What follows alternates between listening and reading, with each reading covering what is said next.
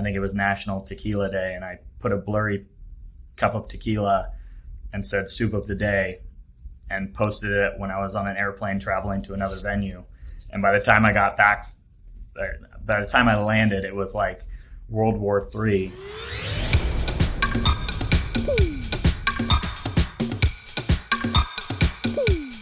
Welcome to Confessions of a Social Media Manager with me, Erin from Agora Pulse, and today I have with me Connor Smith. Connor is the social media lead for Topgolf. Topgolf makes golf fun. A global sports entertainment company headquartered in Dallas, Texas. It has locations in the United States, United Kingdom, Australia, Mexico, and Dubai. It's best known for company golf retreats, nights out with the lads, and where you take people you meet from Tinder on second dates. Connor's career history is admittedly varied. Often social media managers have a straightforward career trajectory from intern to assistant to manager, or they are like completely left field. Connor is left field. He started his career in radio, learning the ropes as a news intern and producer. He then became a digital content editor for Entercom Radio based in San Francisco. When Topgolf came calling, he initially started working with them as a content creator.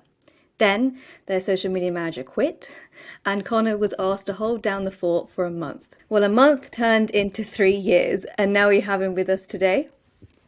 Connor manages their global Instagram, Twitter, Facebook, TikTok, and YouTube channel, which has a combined follower rate of 1.25 million. Yes, you heard correctly, 1 million, a million, a Milli by Lil Wayne.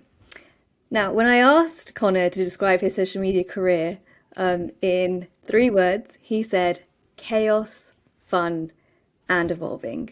So with that, I welcome Connor. Hi, Connor. Hi, thank you for having me.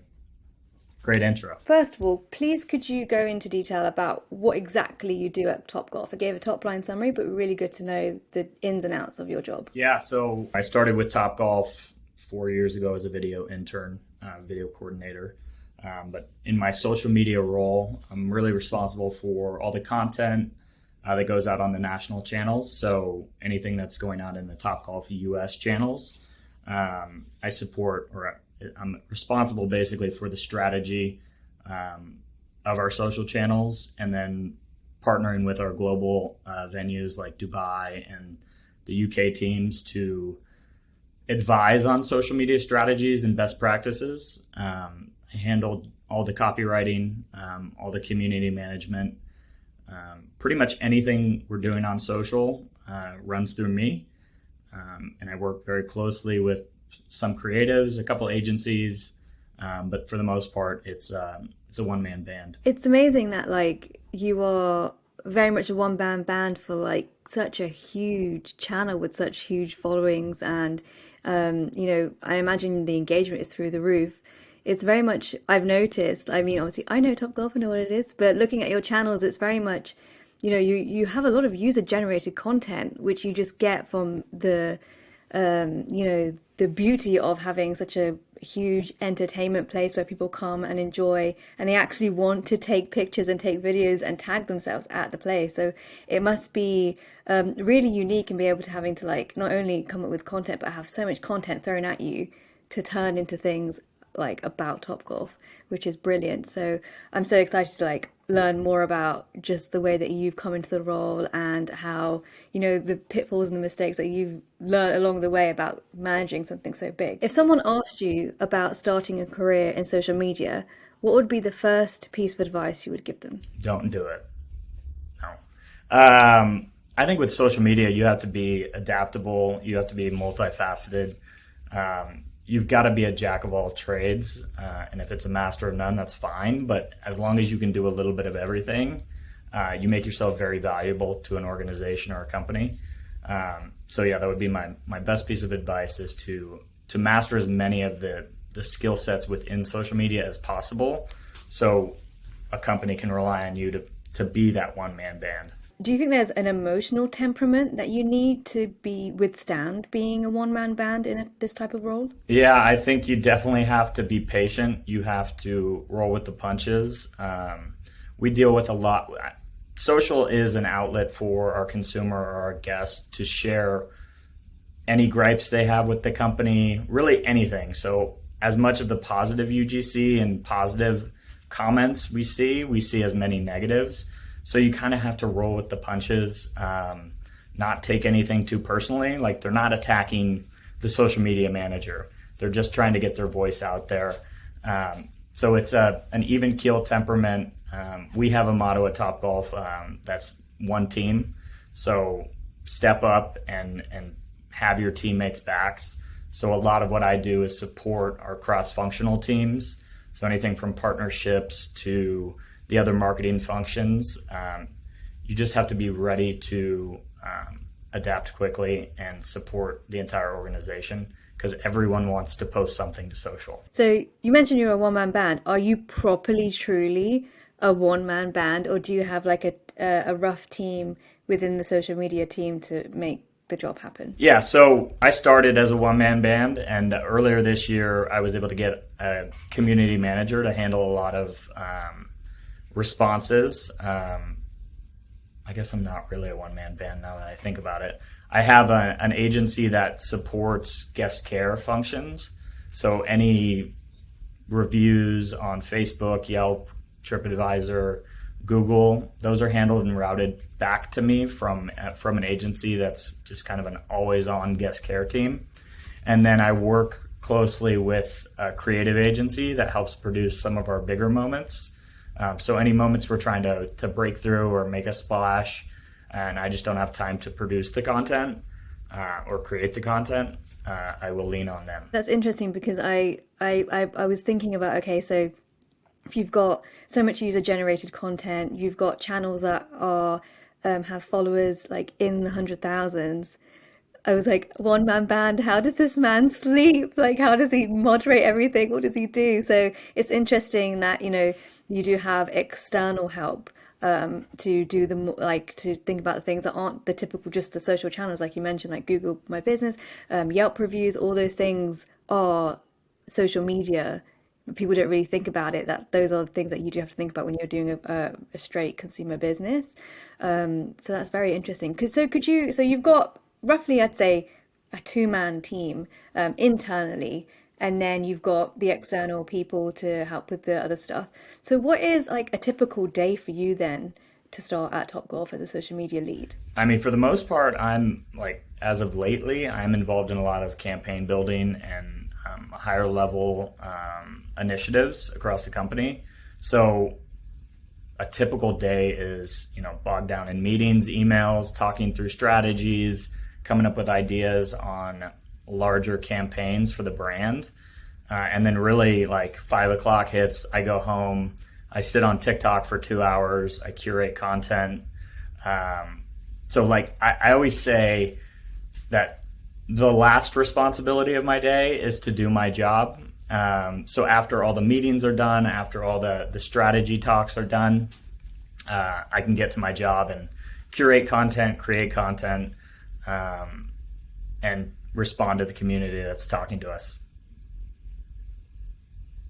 But then, yes, to your point earlier, I never sleep. So that's why I'm a little groggy this morning. This sounds so typical to social media managers, especially right now, is that like your downtime is not truly your downtime, because especially with the pandemic, and that more and more socialization is happening online. If you can't see anybody, we are on our phones way more than we used to be. We're on our laptops way more than we used to be, which makes me think about the next thing I was going to ask you. How do you manage a work-life balance with a job that really means you have to be on a lot more than other jobs? It's not a great work-life balance, honestly, working in social. I can look at last week, I took PTO for the week and was at a wedding, and we had a scandal or a PR crisis come through, and our channels were spammed with comments for the whole entire week. So you're not really on vacation. You also have some of the platform restrictions, like Instagram Reels or TikTok, and scheduling functions that aren't available through some of the services we use or the tools we use. So there's that funny meme of someone on a they're on a paddleboard posting to reels. It's like when the social media manager's on vacation, but they still have to post to reels. So I don't think you really get a work-life balance, and that's what you sign up for. But I think that's where you see a lot of turnover in these positions, because people, you're gonna burn out if you don't take the time to have to yourself. And what do you think? I mean, a lot of people listening to this will resonate with that. Like, there have been moments where, you know, I know that I've been called up at like 7 in the evening to change something on the website that wasn't quite up to that. Something had changed in the background with head office, and I had to suddenly get that changed for the next morning. Like, it's so you do end up learning throughout the job that this is not quite the 9 to 5 you anticipate. Where do you think the solution lies for this? Because, you know, it will only, I won't say get worse, that's probably not the right word, but it will only continue with social media sites beefing up and adding more and more features that we have to start paying attention to. What do you think is the solution for social media managers like yourself to get a work-life balance in place? Is it more just hire more people, or is it, you know, really kind of or funneling down on the bit more bare basics of what your job is and concentrating on that? What do you think? Yeah, I mean, I think given the pandemic, it was, I don't want to say it's a blessing in disguise, but my organization looked at social media as the only marketing channel we could activate on when we had to close down 100% of our venues last year. And they quickly realized that the power of our own channels was more impactful than any other marketing channel. And it was something that could be kept alive even outside the venues. So just bringing the brand awareness to our guests and our consumers without anyone actually visiting our locations. So I've actually benefited from that in terms of, you know, I've got headcount for next year, and I think that is how you've got to do it. You've got to get internal teams built out. Organizations are starting to look at social media as a very, very important marketing channel and a brand building channel for our company. So there's a higher emphasis on social, and I think building out a team is the only way you're going to get good people to stay long enough to create consistency. I think maybe there's probably hiring managers out there that are like, more people to add to this team. Like, but I totally agree. It's that like really dedicating roles to a team that is the content creator, that is the copywriter, that is the graphic designer, to stop people from feeling like they have to do everything themselves or last minute. But what you've touched on now is that, you know, as a consumer business that was a sort of live event sort of place where people had to come to and socialize and interact, the last year would have been super duper challenging for you. So it's good to hear that, you know, you managed to sort of refocus and realize social media is going to be the place that we have to move forward on, and that sort of ended up benefiting you in a way, because now you've got an excuse to beef up your team, you've got an excuse to add more people, and then the value of it has been shown to Topgolf, which is brilliant. So you mentioned like you were doing a lot of campaign work at the moment. Can you give us an insight into any exciting campaigns that you're working on? Yeah, so I mean, we've been looking in the last year to integrate all of our marketing channels into holistic campaigns. I think we look at Chipotle as a leader in the industry when it comes to driving people into a Chipotle through digital media and doing those fun, quick, week-long campaigns. So we're really looking to tie our entire marketing team together and activate on some really fun social campaigns. So one of the ones in the works, and it's not yet approved, but you know, that's my job to pitch it and sell it, is this idea that, so I have a listening dashboard. We use a tool called Sprinkler, and one of the most popular phrases amongst our fans, or you know, in social listening, is I want to come to Topgolf and lose my virginity, or lose my Topgolf virginity. I don't know if I could say that, but they want to come for the very first time. So that is the highest volumed topic out of anything around our brand. So taking that insight and then tying it to a cultural moment or a a point in time that makes sense. So we're eyeing, the early start of 2022, when people are making their New Year's resolutions, they're looking for new things to do. Can we influence people to take up the game of golf, come to Topgolf for the very first time, and then market it in a fun and engaging way that is, I think we can have a lot of fun with some of the angles there in terms of a first-timers club. So really looking at how we can put that holistically through our marketing channels, our email, our SMS, our paid media, and in venue, really. So that's one of the exciting ones. And then the other ones are more fun, one-off kind of pulse moments. So we have an idea around turning our venue into a winter wonderland snowed theme park. So it snows at a lot of our venues, and typically we'd have to shut down with too much snow. But if we could create some fun video content or social content of, Olympic snowboarders creating ramps inside of our venue, or just doing things like that, where we're trying to just break through the noise of social with fun and kind of shocking content. So there's two different types of campaigns that we're really working on and looking at in 2022. So those are really sort of huge, far-reaching ideas. So are you not the more typical social team where it can get shot down from head office? Like, that's too much? Or is it very much at Topgolf, say absolutely everything, we want to hear and think about everything? Yeah, I think I will pitch a crazy idea, and if it gets shot down, I've got a backup, or I'll pitch an even crazier idea that I don't really want to do, and then they'll settle on the crazy idea that I actually wanted to do. So there's a little bit of give and take. In the last month, we actually hired a new CMO, Jeff Cottrell, and he was the former CMO at Coke and Nike. And he is a big idea guy. He's come in the last couple weeks, and he is all about these breakthrough moments, creating brand love, using social the right way as a one-to-one conversation with your guest, and not a sounding board for what message you want to push on them, but really a communication channel for our audience. So I'm super inspired by some of the knowledge he's dropped on us just in the last couple of weeks, and excited for the future for these big ideas. So would you say, when it comes to other social media managers out there and they're wanting to pitch ideas to their CMO, maybe have stages of one idea? So you have the 25% version, the 75% version, and then the 100% version of what you want to do. I'm guessing that's what you try and do yourself when it comes to pitching your ideas. That's a good strategy. I think you always have to ground yourself in the business objective. So a lot of the times we're looking at that first. So if we can answer that in a way that will break through to the consumer, and it just happens to be a crazy fun idea,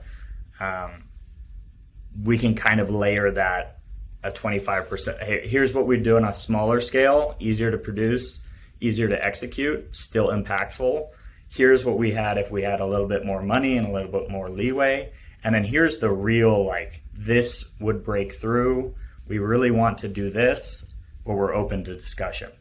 So I think just planning, when you're talking to executives and you're meeting with those teams, the finance team, the legal teams, you really want to think about all the questions that they're going to ask and make sure you're covered, so that when you step into that meeting and they ask you, well, how's this going to affect our bottom line on a weekday at 10 p.m., you have an answer to that. So just getting overly prepared for the questions that the other departments would ask, and that gives them the idea that you have thought through everything, and presenting a couple options to execute on, I think, is a good strategy. Obviously, you've got these huge campaigns, and you've described some really big campaigns that are going to start happening in 2022. How do you measure success for these campaigns? What will be success for you? That's tough. That's been the question for social media and content in general for the last 4 years, or as long as I've been at Topgolf. Is success to us is driving a venue visit and getting someone into our physical location. The challenge we face is that we don't have a great e-commerce platform or a booking platform within our website. So I cannot market and advertise to a click and book now functionality. Through social listening, we've actually been able to gather enough information and enough consumer feedback to basically ignite our operations department to fix the problem outside of the digital barriers. And that's typically for the larger campaigns. So if we're going to invest a ton of money and resources into putting together a campaign like that, we're going to want to see a visitation lift, and we're going to want to see an impact on the business objective that we've set. But when it comes to social in general and that evergreen content or the day-to-day, I'm all about just creating brand love and a fear of missing out. I want people to look at the content that we post, or to your point earlier, like we get a ton of UGC, user-generated content, and that makes my job relatively easy in a sense, but it's creating that FOMO environment or that atmosphere like, hey, I've got to go try this. So I look at engagement rate more so than really anything else when it comes to that evergreen social. But when we're talking about those larger campaigns, those engagement and reach and impressions and video views, those are all secondary metrics. We're always looking at how do we convert someone from social into a venue. I'm assuming that your TikTok channel is the most recent channel you've added to your repertoire of the Topgolf sort of social media suite.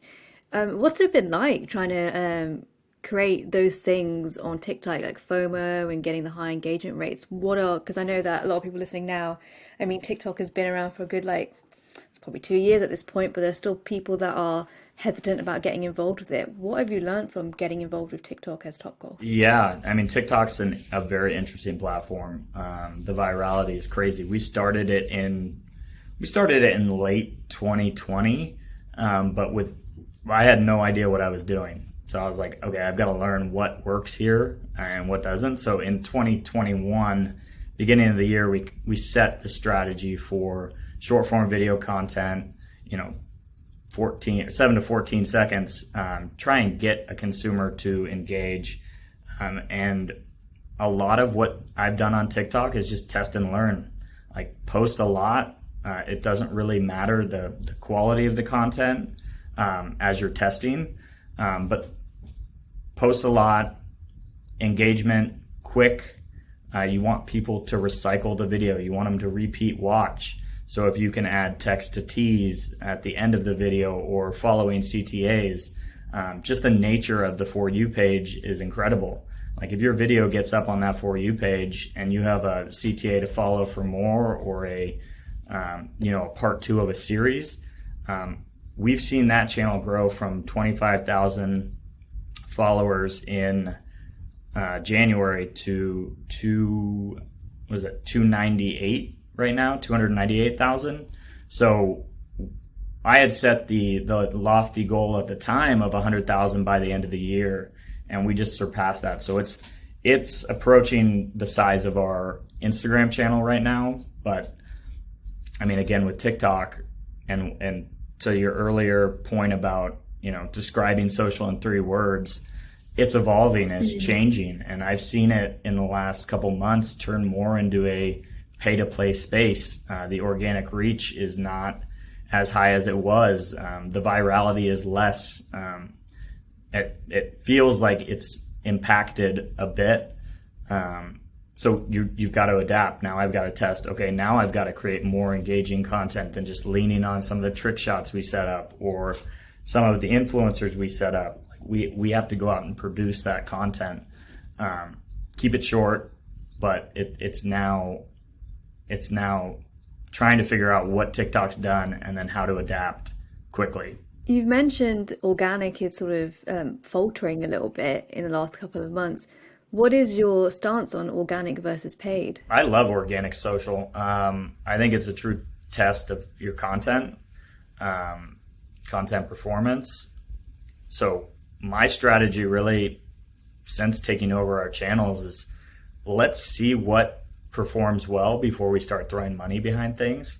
So outside of like paid advertising, just boosting things to boost things and get numbers is really not my thing. I'm not a big fan of that. I think test the organic content. If you have a message that really is centered to a specific audience, then you can boost it if it's performing well. But putting paid behind things just to put paid behind things, I feel like you're just throwing money in the fire. But a lot of these platforms are making it required to put paid. If you want to reach the amount of people, or you want to reach, a quarter of your audience, you have to put some money behind things. But from really 2019 to 2020 all the way through, I've been testing and learning on organic, so I know what content resonates with our audience before I start going after new audiences or boosting it and putting paid behind it. So you mentioned this sort of testing phase between 2019 and 2020.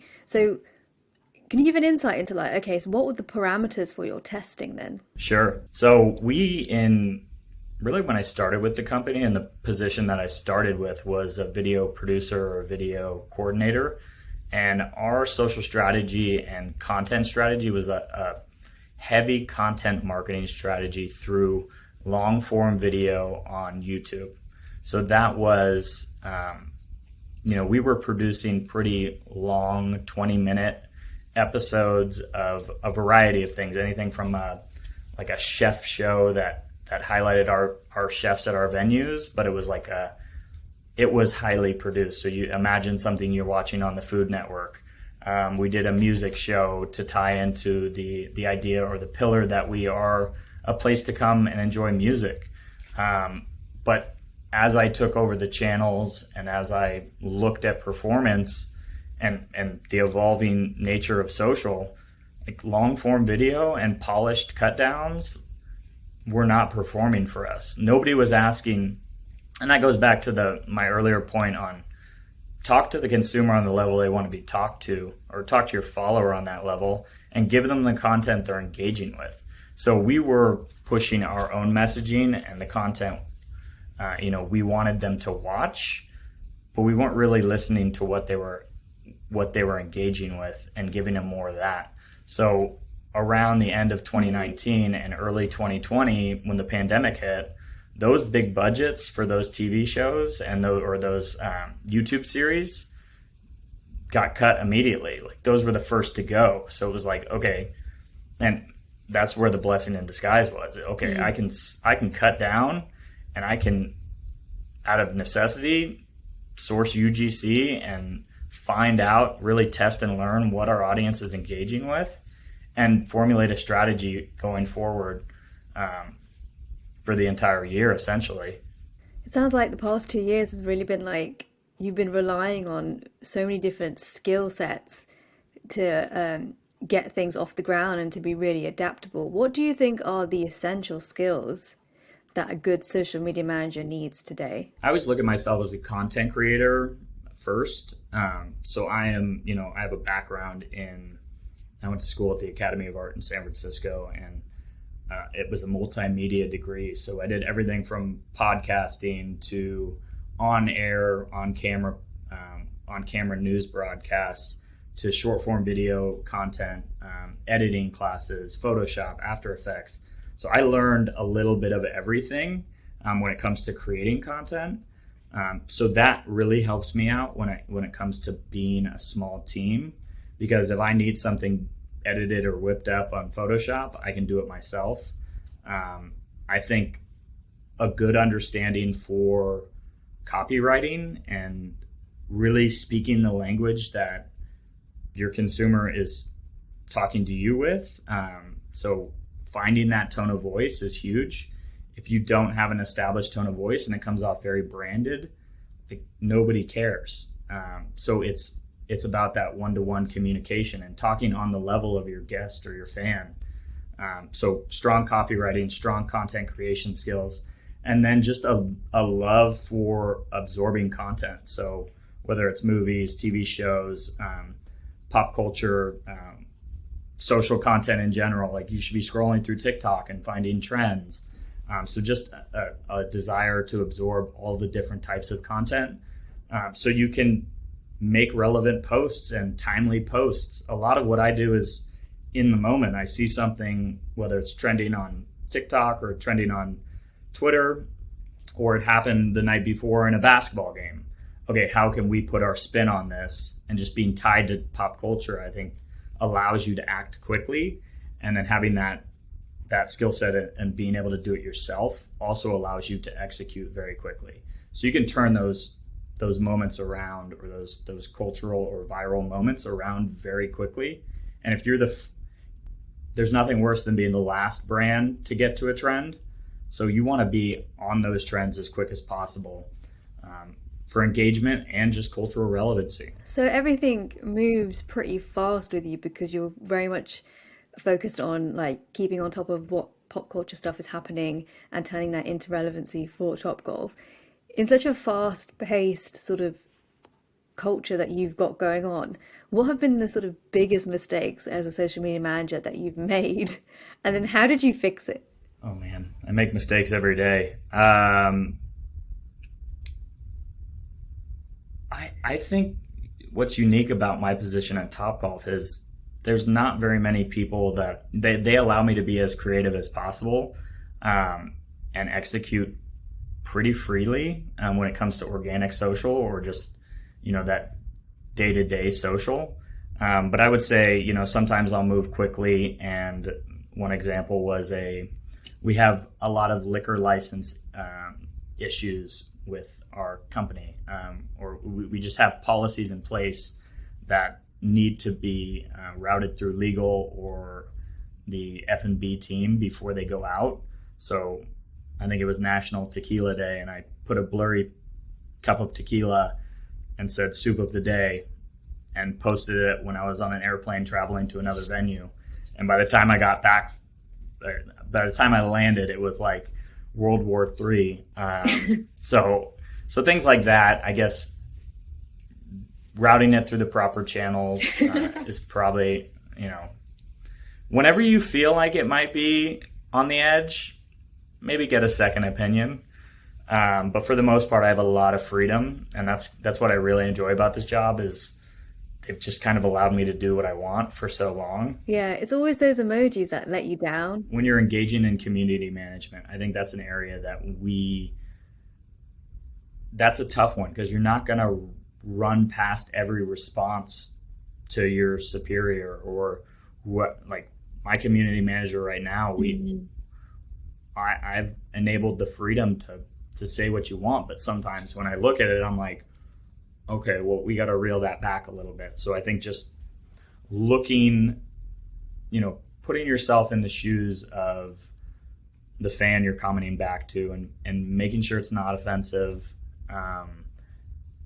But we have we're trying to establish a quick wit tone of voice and kind of a gestury tone of voice. So it can be a delicate one because you don't want to offend anyone, but you also want to be relevant enough to either get a laugh or a second engagement. So I always err on the side of caution, but then I typically throw caution to the wind. That's interesting because I've always wondered, because I've personally never really worked for consumer companies when it comes to social media. I've been more in the public sector, sort of educational government realm. So I've got an inbuilt cautiousness when it comes to things, and I'm very much used to like crisis comms plans or like set out saved replies. That doesn't leave me any room to like be fun most of the time.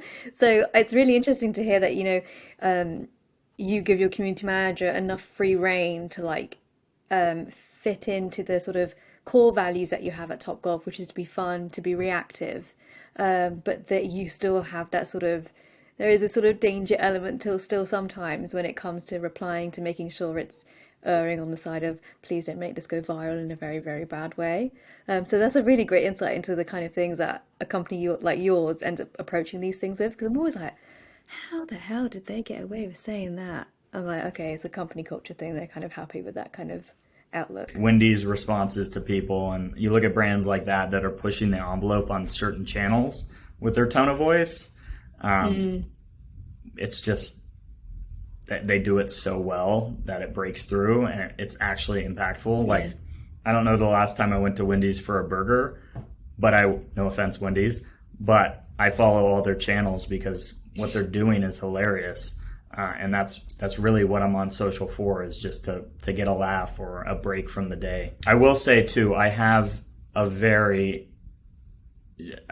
work with someone on our paid media side, and she is my, like, the yin to my yang when it comes to crazy, dumb ideas, to her, like, grounding me in reality and saying that's probably not a good idea.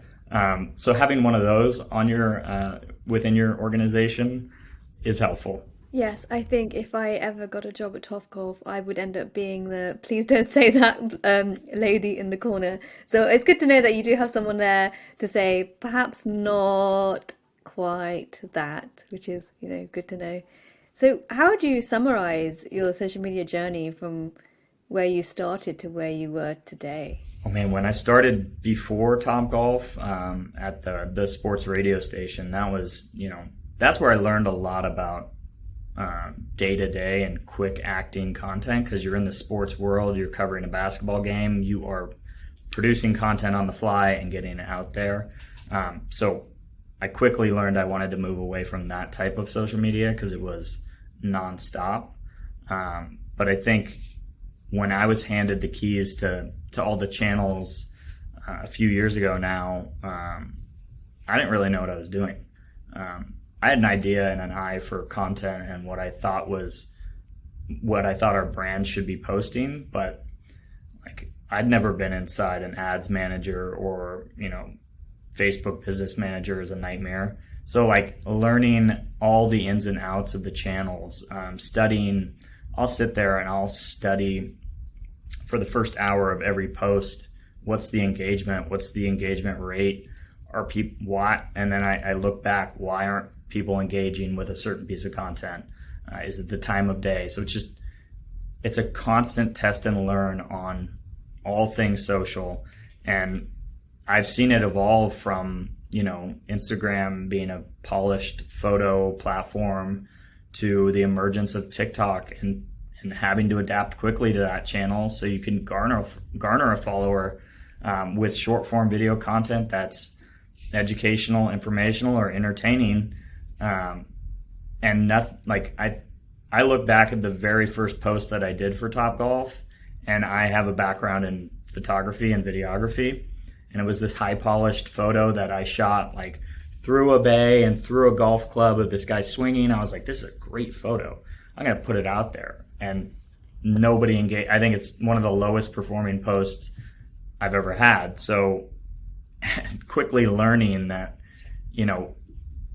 focus on what your audience wants and not what you want them to hear. So yeah, it's just been years of learning the trade, the craft, the platforms. We just brought in the social listening aspect. So tapping into conversations. There's just so much to learn. And I think you just got to do it trial by fire. Now, where do you think the future of social media is for the leisure industry? I mean, I think there's a huge emphasis right now on social media and establishing a tone of voice and a brand. It's for our specific industry and our business. It's about building awareness and brand voice and cutting through and creating those viral moments that the sports centers of the world pick up, or Bleacher Reports. I think short form video is here to stay. I think that's a huge component to what we're doing. But I think mostly I'm looking at content creators as influencers. Historically, we had looked at influencers as, the local person on Instagram that takes pretty photos and can come out and do an Instagram story for us. But with the evolution of TikTok, content creators are going to run brands' pages. I think if you look at what Chipotle did last week with launching a creator, like a creator class or an exclusive club for content creators to act as brand managers, I think they're going to produce the most authentic content, and it doesn't feel like it's coming from a brand. So identifying the right content creators or ambassadors is what we're looking to do at really the end of this year and 2022. That's where I see it going, is people are not as trusting of brands as they are of the content creator or the influencers on channels like TikTok. That's brilliant. I think that is the end of our main interview. Thank you so much for that. That blew my mind. So I've got 5 quick fire questions. Go ahead. Picture or video? Video. What was worse, LinkedIn stories or Twitter fleets? LinkedIn stories. Never heard of it. Where do social media managers go to cry? The shower. Cold shower. Name a sport better than golf. Baseball. If you could get rid of one social media site with a click of your fingers, which would it be? Facebook. What's one fun fact about you? I'm a twin. That's not very fun, though. Thank you so much to Connor from Topgolf for sharing all of his insights today. You can learn more about Agorapulse at our site, agorapulse.com, and like and subscribe for more content.